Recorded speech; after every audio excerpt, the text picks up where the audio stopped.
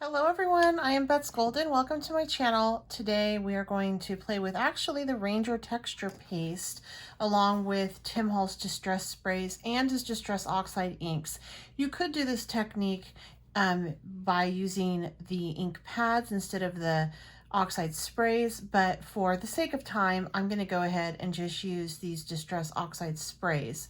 And I'm going to be using the textured paste, and then I'm also going to be using this Distress Collage medium to create a fun background in hopefully a relatively short amount of time. I have these papers up here off to the side because I have a bad glare over there, and that drives me nuts. It's like a pet peeve. So that's why that's there. Nothing to do with this tutorial whatsoever. All right, so the first thing I want to do is I want to take my collage medium, and I'm just gonna pick some up on my brush, and I'm opting for the crazing one because I want the craze in it, which is like the little breaks. It looks like porcelain, fine china, you know, where it looks like it's kind of broken underneath, but then it's perfectly smooth. That's what this does. And I like the brush strokes in this, so I'm just gonna get some, you know, some texture down because of what I'm gonna do with the next step. So I'm just, I'm getting a little rough with it. I admit it. All right. Okay. Now, maybe not everything on that's covered, but that's totally okay. I'm going to wrap my Distress brush in a wipe. It just needs to stay cool, wet until I can wash it, and I can reuse it from this if I need to. Okay, so from here, I want to go ahead and just clean up my spot just a little bit. I'm going to actually start to lay down some Distress Oxide first, and then heat set it a little. And as it dries, it's going to totally be able to see those brush marks through, which is really cool. So I'm just going to heat set this just a little bit. And the cool thing about these glazes, or not the glazes, I keep calling them that, pardon me, these mediums, is that these Distress Collage mediums, they dry to the touch, but they're not fully sealed until they've cured.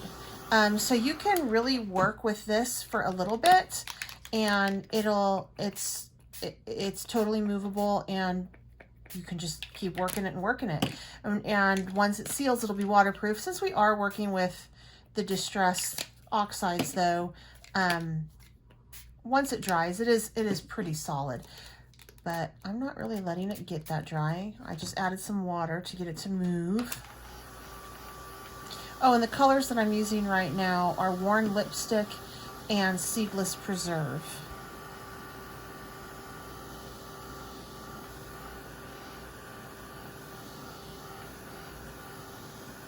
And then I want to throw on actually some of these Distress Spray stains because they do pretty cool things with this that I really like. It is water activate, it is water soluble kind of thing, so it will move around, and I can throw some more drips of water on it, but it's totally interacting right now with the Distress Oxides. But I can also take it and just let it move like that. And the cool thing is I can totally just start to heat set this.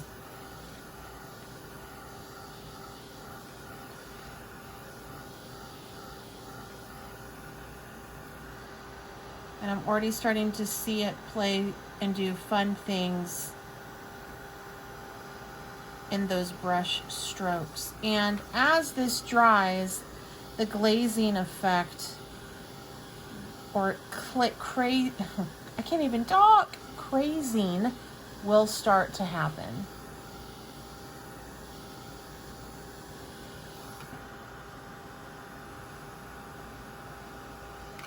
So I'm just going to hit it some more stain, and it's already starting to resist a little bit, which means it's starting to set up, which is so much fun. So as this starts to play, I'm going to just take and wipe down my space because I don't really want to work too much in my own mess on this. So I am just gonna clean it up a little bit. There we go.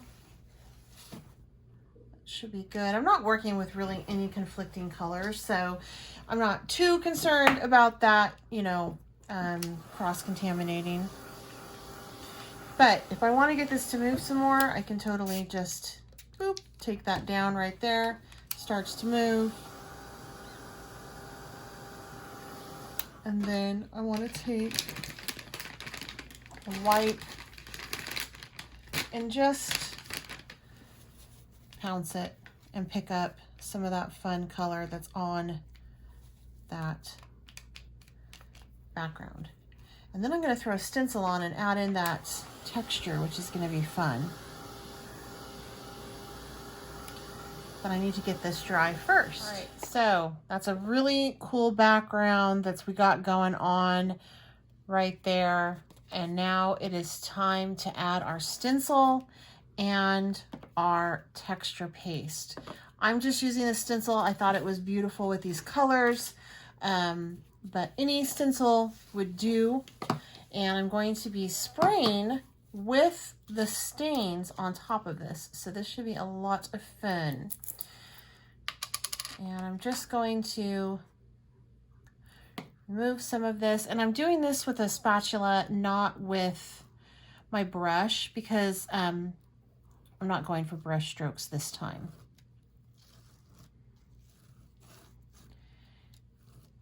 And you can do like a really good coverage on this, or, you know, vary up your spatula with pressure points and have it like a little bit more depth in some areas versus in other areas. So it'll be higher, that you'll have peaks on some and not peaks on others, and so on and so forth, which makes it really interesting. You could even just do a section, which would be really fun too. And you can totally take the excess and save it. That's a little bit colored. That might bother you. I'm okay with it. All right, and then from here, I'm going to take my Distress spray and I'm going to hit it with some broken china. And then I'm also gonna hit it with some picked raspberry.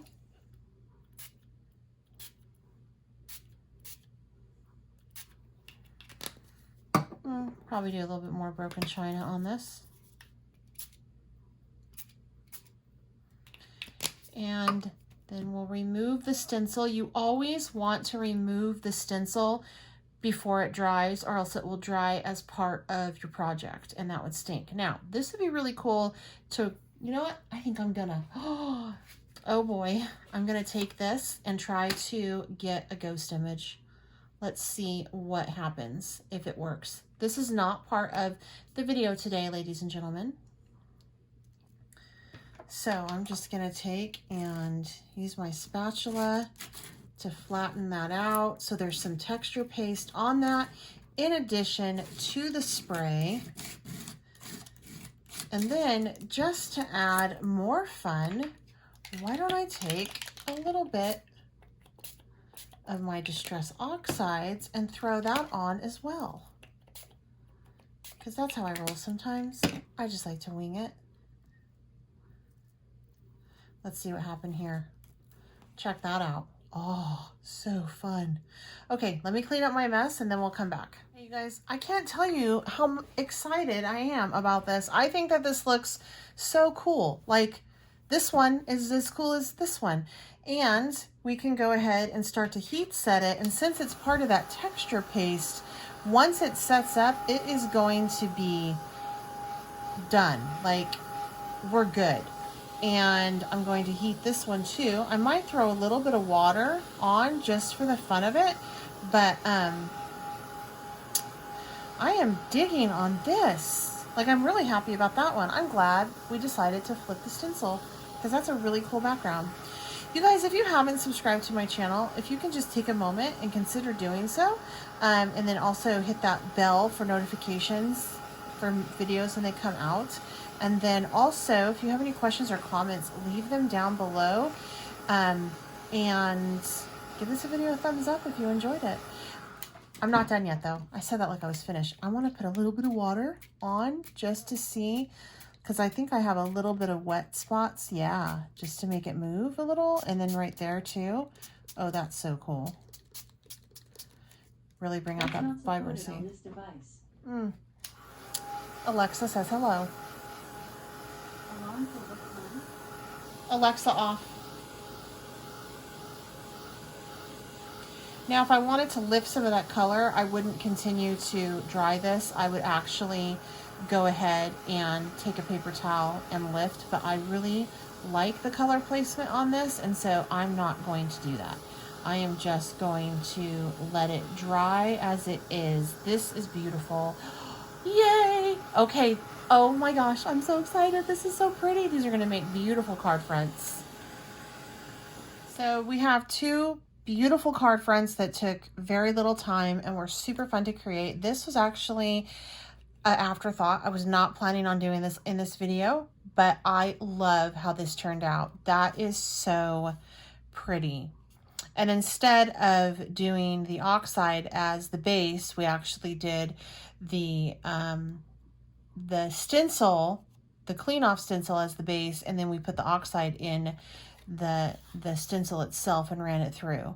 And so that is super cool. And then this one, oh, look how pretty that is. And look at all of that yummy texture. And the more that it cures, I mean, I'm already seeing the crazing going on down through here.